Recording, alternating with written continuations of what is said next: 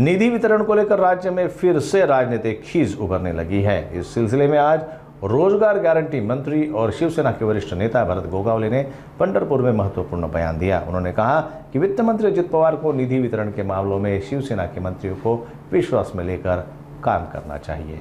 एखाद्या मंत्र्याचा जर निधी थांबवला काही कारणास्तव किंवा काय तर ते मला असं वाटतंय की काही गोष्टी मी जर मंत्री आहे आणि माझ्या जर खात्यातला काही निधी जर थांबवायचा असेल तर आम्हाला पण विश्वासात घेणं गरजेचं आहे।